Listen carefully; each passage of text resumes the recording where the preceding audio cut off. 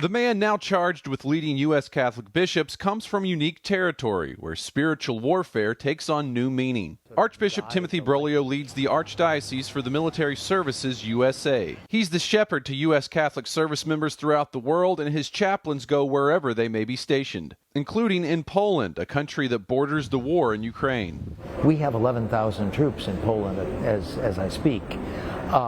And that is a tremendous concern if there would be any broadening. As somebody who oversees military chaplains and military services, what is your perspective on faith during wartime? Certainly soldiers and military people who are engaged in war begin to ask fundamental questions because they realize that this life that they've known could end very quickly. Taking on his new role as president of the U.S. Bishops' Conference, Archbishop Broglio told us in the U.S. the great threats are secularism and materialism. Both oppose the message of the Catholic Church, which teaches salvation through Jesus Christ and ultimate fulfillment after death. I think most people, and it's probably a little bit of a generalization, but most people are looking for here and now and their happiness in this world, whereas we announce happiness in a world to come. The Archbishop was elected this week to begin a 3-year term as president for the Bishops' Conference, 1 week after Americans took to the polls to vote nationally in the political midterm elections. How should Catholics react to these outcomes that we've seen in the midterms? We obviously hope for people who will at least be open, politicians who will at least be open to the message of the Church. And unfortunately, we're basically in a two-party system, and no one party captures everything that the Church teaches. And so this makes it difficult, and it also makes it a case-by-case scenario. Just like his predecessor, Archbishop Jose Gomez, the new president of the Bishops' Conference, said he'd be open to meeting President Joe Biden, given the chance to speak in person.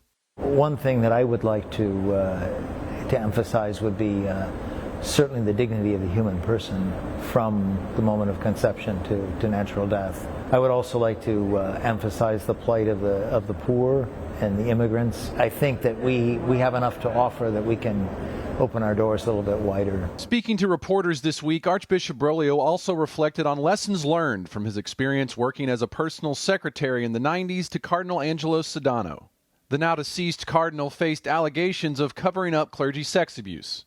I had actually left the office by the time the great accusations came out. Hindsight is always 20/20, and so many things that we've learned now perhaps certainly weren't known then. This year's meeting of bishops was significant. 20 years ago, they created the Charter for the Protection of Children and Young People, also known as the Dallas Charter. It establishes safeguards and enforces a zero-tolerance policy for clergy sexual abuse, meaning a priest is permanently removed from ministry with one credible allegation of abuse. We have to continue to be very, very firm in our application of the Dallas Charter, and then it's also important, though, to recognize what has been accomplished. Current data analyzed by a third party and reported to the bishops annually shows the vast majority of abuse accusations are old. Many of them happened decades ago, before the creation of the 2002 Dallas Charter. Archbishop Broglio says the Church has stood firm in its ongoing commitment to protect children,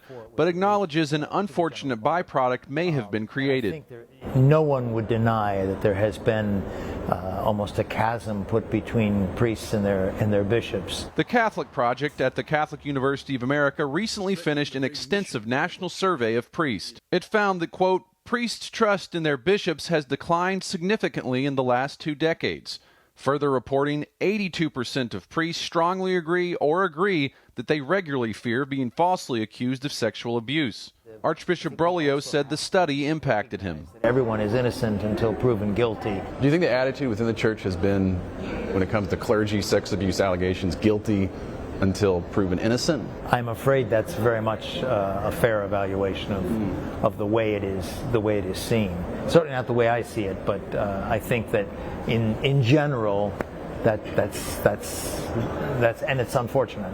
Looking ahead, this week the bishops continued advancing 2 initiatives taking place in the life of the Church. In the U.S. in particular, a revival focused on igniting greater love for Christ alive in the Eucharist. So I think certainly in terms of the Eucharistic revival, there's been a tremendous impulse to to try and present the teaching of the Church on the Eucharist and to invite people to come into that experience. And the Synod on Synodality, a global church undertaking led by Pope Francis focused on listening to all members of the Church, especially the marginalized. I think as bishops we're going to have to make an effort to continue to listen, and not that it be reduced to a gripe session, but that truly we listen to the Word of God and we see how that conflicts sometimes with reality in our lives. Archbishop Broglio says as he leads in his new role, he will continue to look to the example of Pope Francis. He's been a great proponent of evangelization and evangelization of the peripheries, and that's something that I've taken very much to heart in the Archdiocese for Military Services, because we cannot wait in our chapels for young military to show up. We have to go where they are. Mark Irons, EWTN News in Depth.